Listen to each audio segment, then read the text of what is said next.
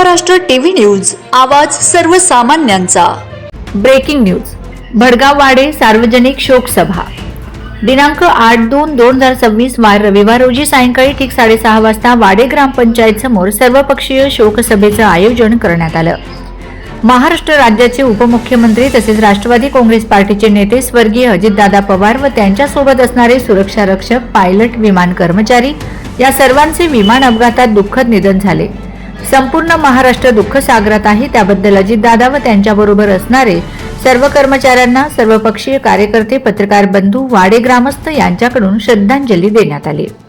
राष्ट्रवादी शिक्षण संघटना जिल्हा अध्यक्ष बापूसाहेब सुनील पाटील यांनीही श्रद्धांजली वाहिली, तसेच 2 शब्द मनोगत व्यक्त केले। लोकमतचे वार्ताहर बापूसाहेब अशोक बापू परदेशी उपस्थित होते। भारतीय जनता पार्टीचे जळगाव उपाध्यक्ष परेश पाटील हेही उपस्थित होते। तसेच वंदे महाराष्ट्र टीव्ही न्यूजचे उपसंपादक प्रमोद वैष्णव, त्यासोबतच वाडे ग्रामपंचायत सरपंच ज्ञानेश्वर महाजन, उपसरपंच गुलाब पाटील, एकनाथ महाजन, फौजी व group news reporter Jagat Singh Rajput उपस्थित होते। वंदे महाराष्ट्र टीव्ही न्यूज प्रतिनिधी लक्ष्मण पाटील, वाडे गावातील ज्येष्ठ व प्रमुख नागरिक उपस्थित होते। ग्रामपंचायत सदस्य त्यासोबतच परशुराम महाजन यांनी सूत्रसंचालन केले। राष्ट्रवादी शिक्षक संघटना जिल्हा अध्यक्ष बापूसाहेब सुनील निंबा पाटील यांच्या प्रमुख उपस्थितीत कार्यक्रम पार पडला। वंदे महाराष्ट्र टीव्ही मीडिया प्रतिनिधी डॉक्टर योगेश गोसावी, भडगाव। हे तूट कधी भरून न निघणाऱ्या, ज्या वेळेस या महाराष्ट्रामध्ये मोठमोठे नेते निर्माण होतात आणि ज्यांचं कर्तृत्व निश्चितप्रमाणे हिमालयाप्रमाणे असतं, ती सर्व माणसांना काळाची दृष्ट लागते आणि ती सर्व बरीच मंडळी काळानं हिरावून नेली। स्वर्गीय प्रमोद महाजनजी असतील, स्वर्गीय बाळासाहेब ठाकरे असतील, स्वर्गीय गोपीनाथजी मुंडे साहेब असतील, स्वर्गीय आराराबा असतील, स्वर्गीय विलासराव देशमुख साहेब असतील, आणि आता त्याच वाटेनं अजितदादा गेले आणि सारा महाराष्ट्र निशब्द झाला। तुम्ही आपण बरीच मंडळी, बरेच नेते या महाराष्ट्रानं बघितले आणि बघत आहोत। बऱ्याच नेत्यांना ग्रामीण भागाची जाण असते, परंतु महानगराच्या प्रश्नावरती त्यांचा अभ्यास नसतो।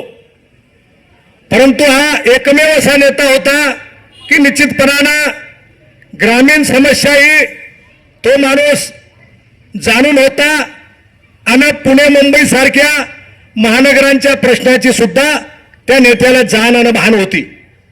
पण दुर्दैव असं की 66 वर्ष 6 महिने आणि 6 दिवस एवढा आयुष्य हा नेता जगला।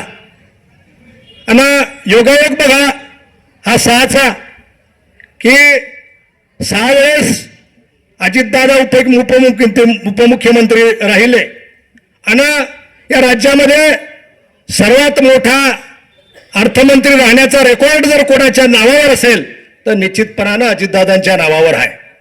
राजकारणामध्ये बरेच मंडळी येते आणि कार्यकर्त्यांना सांगते की तुझं काम होईल, ते काम नाही होत असेल तरी राजकीय भाषेत सांगितलं जातं आणि त्या कार्यकर्त्याला फिरवण्याचं काम केलं जातं।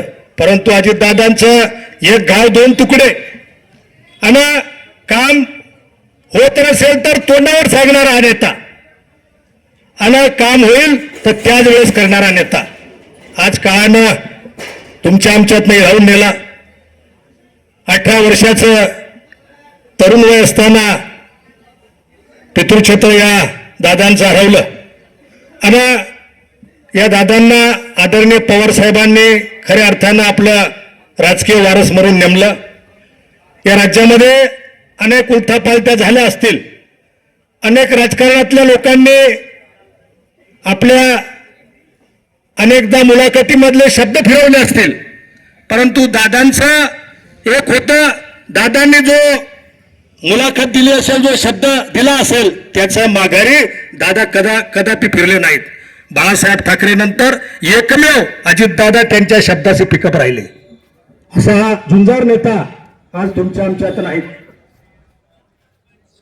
एका माझ्यासारख्या सामान्य कार्यकर्ता परंतु दादांची 2-3 वेळेस शिक्षक आंदोलन असेल, विद्यार्थी आंदोलनाच्या संदर्भात भेटण्याचा वेळ आला, तेव्हा दादांनी एवढं सांगितलं, कामाचं काय असेल ते बोल, जास्त बोलायचं नाही. आणि फटाफट आमच्या डीएडच्या प्रश्नांच्या संदर्भात या दादांनी न्याय मिळवून दिला. माझ्या लेकीच्या लग्नातलं 8.5 तोळ्याचं सोनं गेलं, संपूर्ण गावाला माहिती आहे. आणि त्यावेळेस जर दादांनी भाग घेतला नसता तर निश्चितपणानं माझ्यासारख्या कार्यकर्त्यावर जे एक आर्थिक आणि भावनिक मोठं संकट आलं होतं त्याला न्याय मिळाला नसता.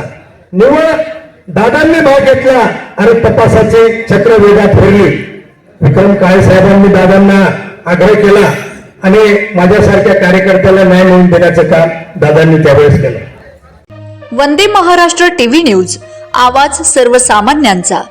अशाच नवनवीन बातम्या पाहण्यासाठी आमच्या चॅनलला सबस्क्राईब करा, बेल आयकॉनला क्लिक करा.